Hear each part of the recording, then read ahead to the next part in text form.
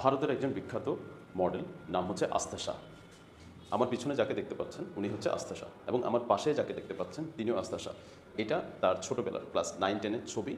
তো তার শরীরে একটা ছোপ ছোপ সাদা সাদা দাগ দেখা যাচ্ছে, সেটাকে আমরা আমাদের দেশে বলি হচ্ছে সেতি রোগ, যেটাকে বলা হয় বা ইংলিশে ভিটিলাইগো। এখন এই জিনিসটা উনি এখান থেকে এভাবে কীভাবে আসছে, এই যে সাদা সাদা ছোপযুক্ত দাগগুলো ওনার পুরো শরীরটাতে ছেয়ে গেছে। ওনার যখন পুরো শরীরটাতে ছেয়ে গেছে, উনি পুরোটা কী হয়ে গেছে, এই যে সাদা হয়ে গেছে, ঠিক আছে, এবং সেটা পরবর্তীতে ওনার বিউটি ফেসে দেখা যাচ্ছে। এখন প্রশ্ন হচ্ছে, উনি যে বিউটি ফেসে দেখা যাচ্ছে এটা সবার ক্ষেত্রে কি একই রকম হতে পারে?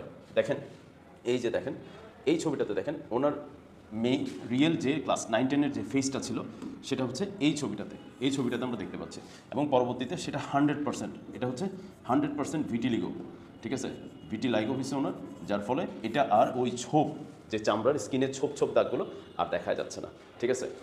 এখন আরেকটা এক্সাম্পল আপনাদেরকে আমি দিব। আমেরিকার একজন টিভি আর্টিস্ট ফেমাস, উনি হচ্ছে লে টমাস। ইনি সবসময় মেকআপ করে থাকেন। ওনার মেইন ফেসটা হচ্ছে আসলে ঠিক এরকম, এই যে আপনারা দেখছেন এ ঠিক এরকম, ঠিক আছে, ছোপ ছোপ ছোপ ছোপ যুক্ত দাগ, পিঠেও ঠিক এরকম, বাট উনি সবসময় কী করে থাকে, মেকআপ করে থাকে। এখন সোশ্যাল স্টেটাসের জন্য এই মেকআপটা করে, বাট এটা আমাদের জানা দরকার যে সেতি রোগটা বা ভিটিলিগোটা আসলে কেন হয়, আর এটার কি আদৌ কোনো চিকিৎসা আছে কিনা। দেখেন, আমরা ভিটিলিগো সম্পর্কে একটু জানি। ফার্স্ট অফ অল, ভিটিলাইগো অর্থাৎ আমরা এটাকে বলতেছি হচ্ছে সেতি রোগ। আচ্ছা, এটার কারণটা কী হয় জানেন? এটা হচ্ছে আমাদের যে স্কিনটা আছে, স্কিন যেটা আছে সেটাতে মানে কালারটা, আমাদের স্কিন কালারটা দেয় হচ্ছে মেলানোসাইট।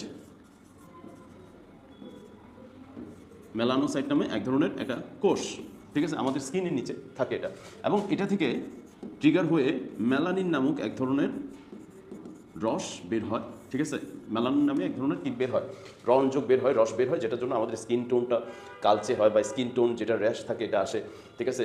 চুল বলেন, চোখের আইরিশ বলেন, তারপর হচ্ছে আমাদের পিউপিল বলেন, সব কিছু ব্ল্যাক বা কালো হওয়ার পিছনে বা কালারফুল হওয়ার পিছনে দায়ী হচ্ছে এই মেলানিনটা।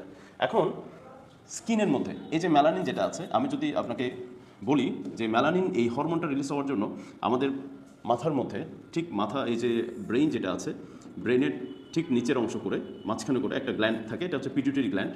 এই পিটিউটারি গ্ল্যান্ড থেকে মেলানোসাইট স্টিমুলেটিং হরমোন নামে এক ধরনের হরমোন বের হয়, যেটা এই রঞ্জকটাকে বের করতে সাহায্য করে। এখন আসি, এই মেলানিন যদি আমাদের শরীরে উৎপন্ন হতে না পারে, ঠিক আছে, বা কোনো কারণে যদি বাধা হয়, আমি বাধাটা কেন হয় সেটা একটু বলি আগে।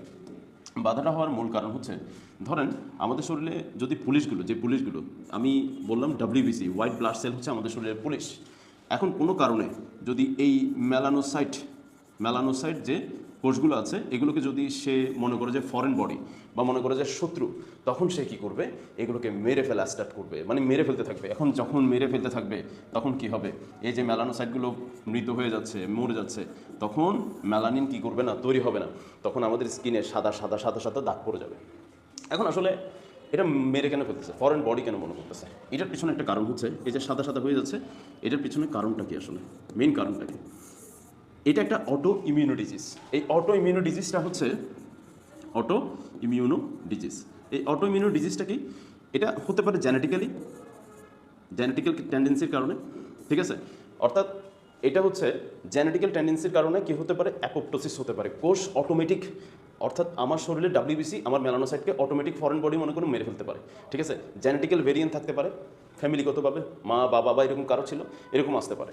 আরেকটা হচ্ছে বাহ্যিক, মানে এক্সটার্নাল ফ্যাক্টরগুলো কাজ করতে পারে, যেমন হচ্ছে সূর্যের আলো, মানে এই যে আলট্রা ভায়োলেট রে যেটা আছে সূর্য থেকে যেটা পড়ে, ঠিক আছে, এটা যখন অতিরিক্ত পড়বে তখন গিয়ে কী হতে পারে, এই কোষগুলো নষ্ট হয়ে যেতে পারে, ঠিক আছে।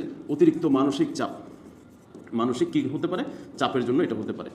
জন্ম অবস্থা থেকে যদি ডায়াবেটিসটা বেশি হয়ে থাকে, ঠিক আছে, ডায়াবেটিসটা বেশি হয়ে থাকে, তখন সেক্ষেত্রে এটা হতে পারে, ঠিক আছে।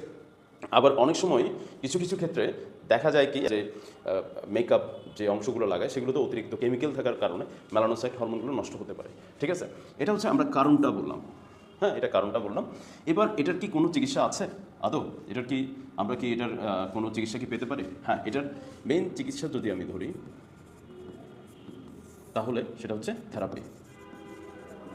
এখন এটা থেরাপি মেইন চিকিৎসাটা হচ্ছে থেরাপি। এখন থেরাপি কী ধরনের থেরাপি হতে পারে, ঠিক আছে? একটা হচ্ছে ফটোথেরাপি, ঠিক আছে? ফটোথেরাপি দিয়ে ওই পিগমেন্টেড অংশগুলো, ঠিক আছে, পিগমেন্টেড যে অংশগুলো ছোপ ছোপ ছোপ ছোপ পড়ছে ওগুলো ফটোথেরাপি দিয়ে কালারটাকে কী করে দেওয়া, একেবারে একই রকম স্কিন কালার নিয়ে আসা, সেম টু সেম। এটাকে বলা হয় ডিপিগমেন্টেড, সেম টু সেম। এটা হচ্ছে যে লেজারের মাধ্যমে করা হয়, ডিপিগমেন্টেড হচ্ছে লেজারের মাধ্যমে করা হয়, লেজারের মাধ্যমে করে নিতে পারে, ঠিক আছে?